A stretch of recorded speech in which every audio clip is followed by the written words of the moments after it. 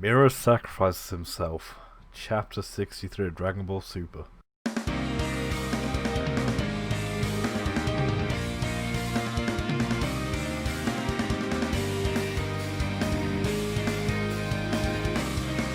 going to be reviewing Dragon Ball Super Chapter 63. It was a mad chapter.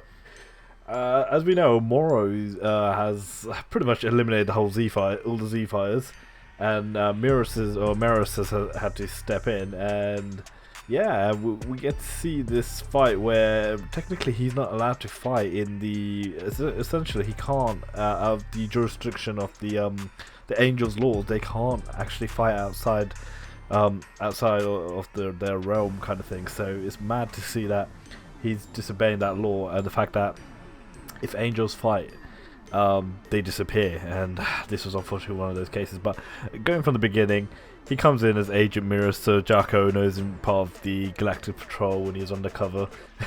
And yeah, so essentially he came in and he saved all the Z fighters. He took them away. Luckily, Dende's there as well, like to heal the lot. Burus and Whis is there as well, so they just arrived on Earth, but they don't care about what's happening with Moro and that. They're just too busy going after all their delicacies, all the food they want to eat. And yeah, so when looking at Merus, at the beginning he's holding back a bit. He does use some of his weapons, and Moro was questioned why he's using his weapons. But Merus's main objective here was to carry on his training with Goku. So another thing was Angel's allowed to do training and all that, but they can't get involved in serious fights.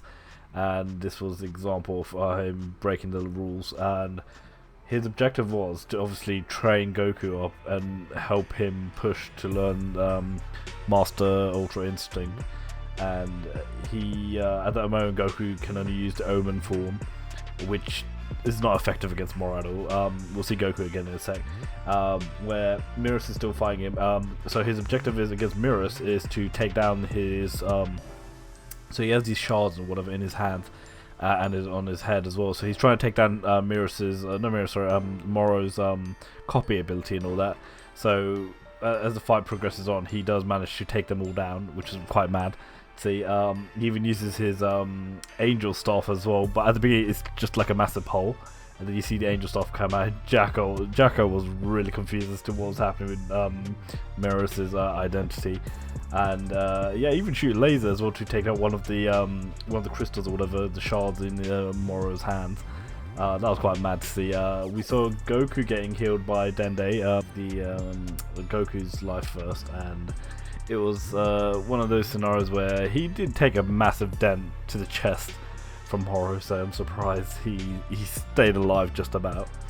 He's healed up, he goes back into the fight. He even questions Merus why he's fighting, because Goku knows that Merus is not allowed to fight in the realm right now, so if angels fight, they disappear, as we know. Mad thing where he doesn't care about that, so we'll find out, like, with Merus's objective is to, like I said, help Goku master Ultra Instinct, as well as defend, fighting for his justice. You know, like he said that over time, being with the Galactic Patrol, his sense of justice has grown. He even sees the thing like the perspective of how the Galactic Patrol, they're not even that strong. It's kind of funny. He's just literally slagging them off in front of Jacko.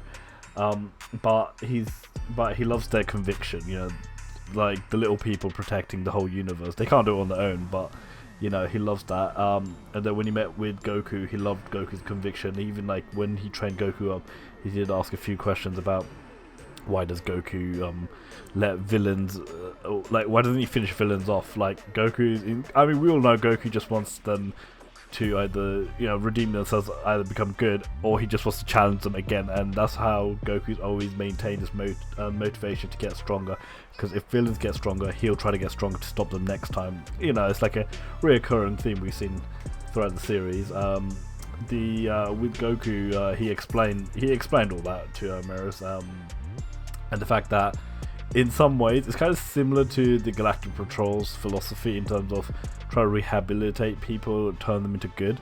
Not quite with Goku exactly, but Goku's more of the fighting prowess kind of person.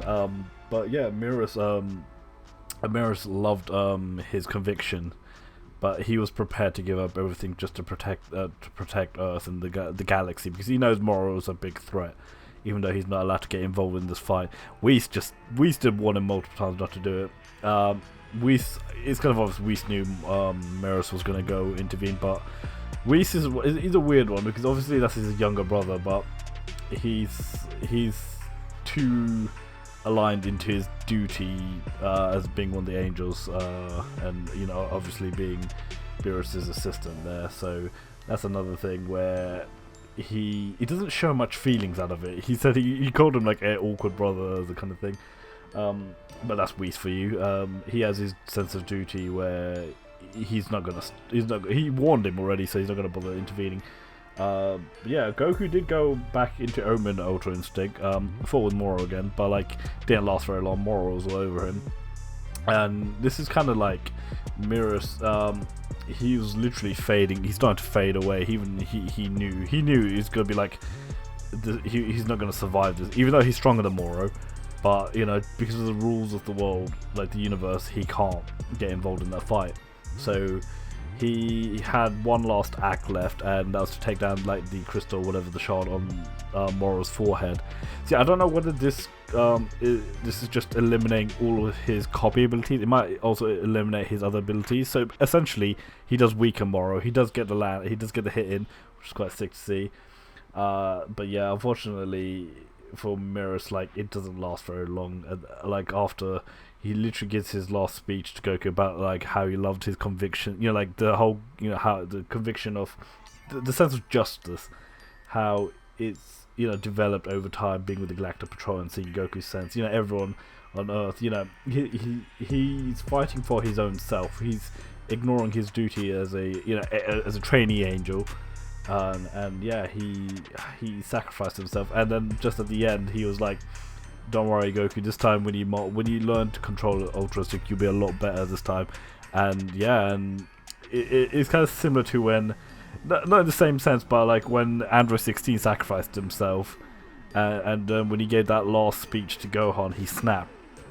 And now Goku is about to snap, and we may see him turn into the Master of Ultra Instinct. So yeah, it's a very good chapter for Merus, but it's a shame he's gone now. But yeah, hopefully they can take that Moro now. But this was, I did love the concept of how Morris just disobeyed his the rules of the angels just to do his thing. Hopefully Z-Fighters get back into this. Goku looks pissed now, so is very heartfelt. But Merus was is a very cool character. So, but yeah, that was a quick review. Read the chapter out there, Shonen Jump. But yeah, comment, rate, subscribe. I hope you enjoy that, and I'll see you later.